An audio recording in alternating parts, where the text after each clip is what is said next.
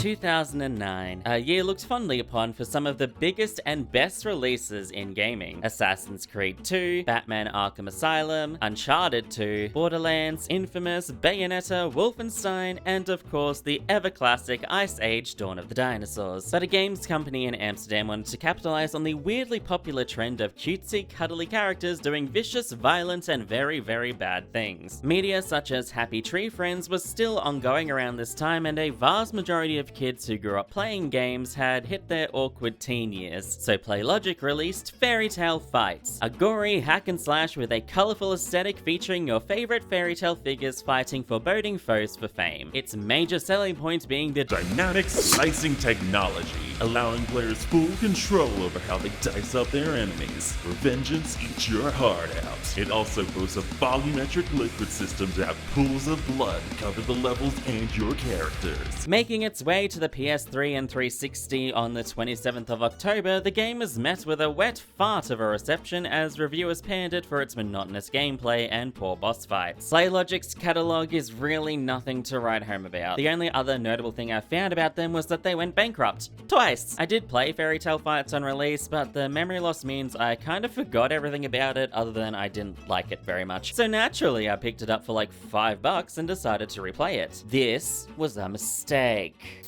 Why do you do this to yourself? Content, baby. Our story, if you can call it that, begins showing how the little tailor has ruined the fame of our four main heroes: Red Riding Hood, Jack, Snow White, and the Naked Emperor. Of all the fairy tales, never mind, I'm thinking about this too much. The main goal is to regain your fame before your story is destroyed by the giant who stole the books in the intro cutscene. You'll be forgiven for not knowing this, as it's only told to you in the loading screens. Right off the bat, I love the environment design. It's super colorful and animated, fitting in well with the off-kilter nature of the whole game. The art style is hard to critique, as the cute, ugly character design was certainly done on purpose. Robin Kaiser was the co-creator for the concept and story, as well as the one who created the initial concept art. I was able to find a blog post from him that goes into some of the behind the scenes, including some of the hassles that came with outsourcing work. Garrett Willems did some concept art that honestly makes me wish this was a 2D game, because this artwork is fantastic. The last one I'll touch on for now is Yasmin Sheik, who also did some great character designs. I'm not surprised that it did manage to win the Dutch Game Award for Best Visual Design. The music, on the other hand, is very poorly implemented. The thing is that the tracks are good, but a lot of them are very short and used without much thought. The lounge-style jazz doesn't really suit the vibes, and the rapid transition to battle music is jarring. The game did also win Best Audio Design at the Dutch Game Awards, so maybe this is just me being too picky. I looked up the two main composers listed in the credits, Pedro Macedo Camacho and Jonathan van den Wingarden. They both still work as professional composers, and listening to their work beyond Fairytale Fights clearly shows how talented they are. I just think their styles didn't mesh well with this game. Going back to the main game, I decided to play as Snow White to begin, as she seemed the most unhinged.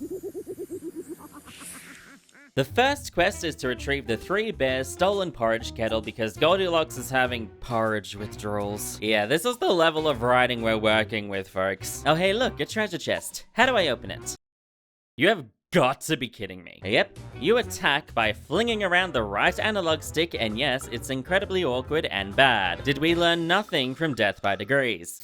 So it's like directional combat? No, actually, because you still only attack in the direction you're facing, meaning you're more likely to whiff attacks. Hitting down does a combo that keeps enemies close, side to side hits them far away, and up launches them, but don't worry, none of this complexity is ever actually important, and the combat never evolves past this point. There is also a block button that is completely useless. Running through the forest, you encounter some lumberbends, and I proceeded to beat them up with a carrot. I feel like I'm making this sound more fun than it is. I need to point this out, there is a water wheel here, and they give you a tutorial on how to operate it, but it's the only time in the entire game you have to do this. Now, there are a ridiculous amount of weapons to find. They can be blunt, sharp, or ranged, but don't get too excited now. Blunt and sharp weapons have the same attack patterns regardless of size. Killing with a sharp weapon causes a cut-in to take up half the screen and to tank the frame rate, but look at that dynamic slicing technology. The main thing you want is a weapon with a high star rating, as this means it does more damage, which in turn means you get to spend less time in combat. And never use the ranged weapons, they miss 90% of the time and are so piss weak. Continuing on, you fight through more waves of enemies in levels way too well designed for a game that doesn't utilize them whatsoever. Alright, let's see, what else can I complain about to pad out this review? Right, the movement is arse too. Jumping is very floaty, and your character keeps walking for like a second after you let go of the control stick, so when platforming comes up, it's very easy to mess up precise jumps. The glory system is introduced, letting you instantly kill a group of enemies, and this is where the Dynamic slicing technology comes in and lets you dice them up. It's also jank as hell, and look at this PowerPoint. Potions are the final part of combat, but of course they are also not very good. Love potions can heal you and make you invulnerable for a short time, or you can throw it to stun enemies. Acid is acid, fire is fire, and ice is ice. How very fun. Most of the time you end up hitting yourself more than the enemies with them. There are some ones that have all the same effects as the potions, and yeah, I honestly kind of forgot that they even existed. The second level introduces a lot more death traps, so it's at least marginally better. Death has no real consequence other than dropping the weapon you're holding and losing a little cash, which is why you'll see me die a lot in the footage because I couldn't give a flying fuck. We run into the first of quite a few boss fights with the Beaver boss. All the boss fights have the same issue. They're generally well designed with a variety of attacks, but because the combat is so shallow, you just spend most of the time moving around the arena waiting for a chance to strike back. We beat up the Beaver and fall down a waterfall into more of the lumber mill. I changed characters to play as Jack just to see if there are any differences between the cars, but besides the attack animations being slightly different, they all play the same. Making it through the level, we have to fight the Beaver again. At least his attacks are different, so it's not just a copy-paste fight. There's even a mechanic in this one. How special! You have to throw swordfish into his mouth to make him barf to stun him, but of course throwing stuff with this control scheme is the pits. Beat him again and he is brutally kidnapped by the giant, so we follow the lumberjacks into a candy castle. Children are being lured here by the Pied Piper, and there are new enemies in the form of gingerbread men. I don't have much else to say, they're just more generic enemies. The level is well made despite the lack of interactivity, and it's full of instant death traps. I feel like you're starting to repeat yourself. Well, that's what made writing this video so tough. There is such a lack of substance here, I'm struggling to know what else to talk about. The ranged enemies are annoying since they can actually aim with the guns. The rats are the worst since they're hard to hit. Luring enemies into traps can be fun, I guess. Even when I do have something to talk about, it's negative unless it's about the level design, because if it isn't obvious by now, this game is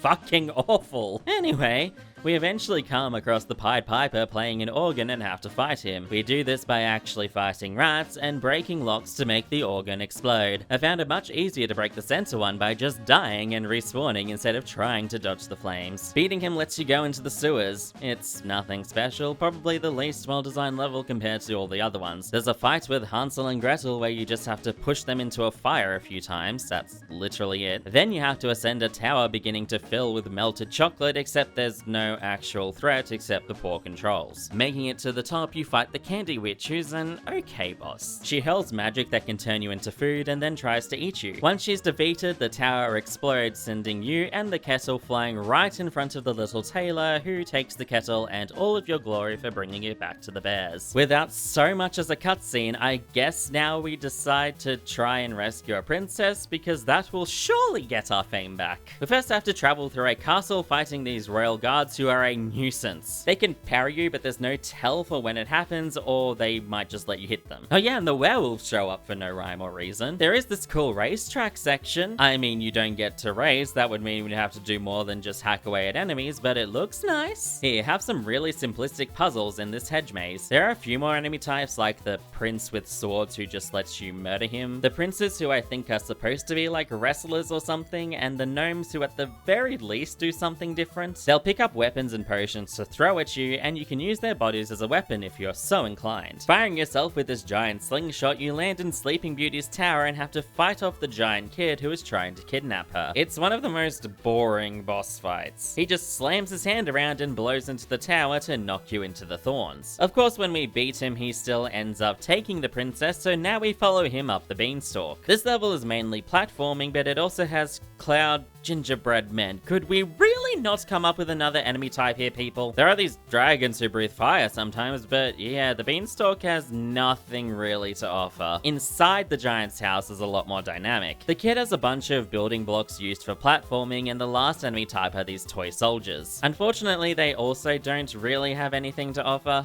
Why are there so many enemies who are inorganic when the major draw was supposed to be the blood and gore? You fight the kid again. It's also not fun this time round either, and if you've been paying attention, you'll know how this goes. The kitchen is kinda cool. The giants interact with the level a bit, but the boss fight is very boring. The giant dad will try to catch you, but whenever he gets knocked out, you need to jump up to this harp and wail on it till the glass breaks to free Sleeping Beauty. Once it does, the giant gets a piece of glass in his eye, and in his flailing, he destroys the thing she's in, blending her to a messy pulp. Oops. Of course, the little tailor just so happened to be outside when the Little Mermaid got knocked out a window and instantly proposed, so he has stolen your fame once again. Without any fanfare, the next and final, yes, final level begins, where you have to fight the little tailor. Tell me your game ran out of money without telling me your game ran out of money. He drinks transformation potions and will attack with a variety of attacks from enemies you've already fought. In his second phase, he turns into this giant form and has like 3 whole attacks. A flurry of needles, this string that lets you pull him to the ground, and a tornado that lets you attack him when he's dizzy. Rinse, repeat. Beating him sends him flying into town, where he's exposed and cancelled on Twitter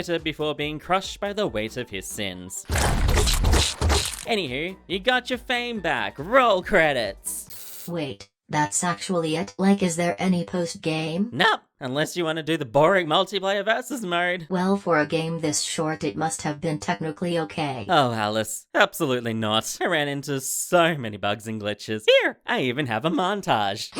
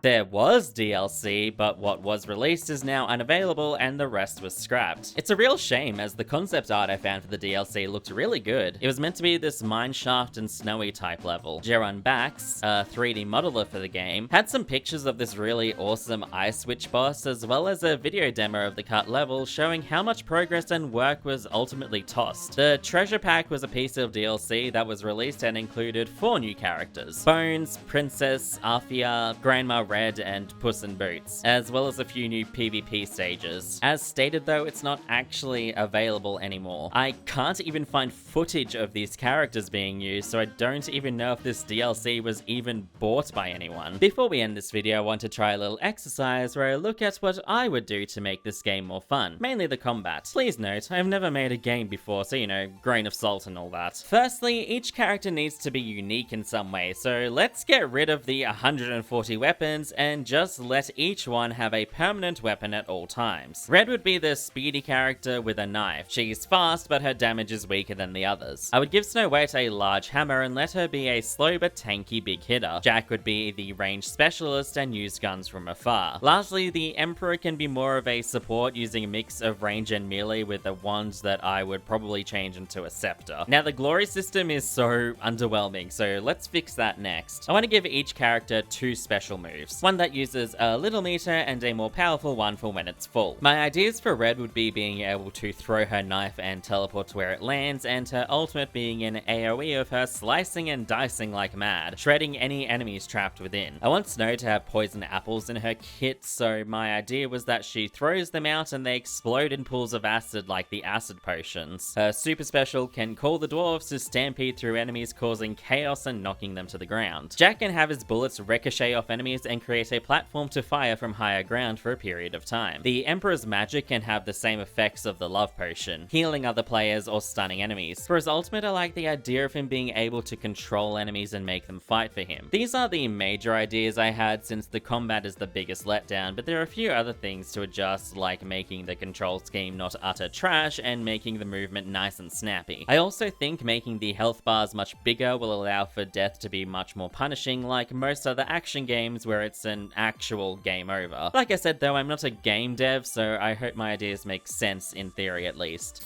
I have one other suggestion. Change the block to a dodge roll. Yes, it's perfect. In conclusion, please don't play this game. It's very bad. I can't even call it a relic of its time. It's more like that chip that's been between your couch cushions for 14 years that you decided would be funny to eat, but all you got was pain.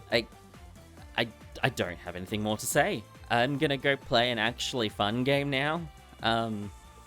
See you in the next video.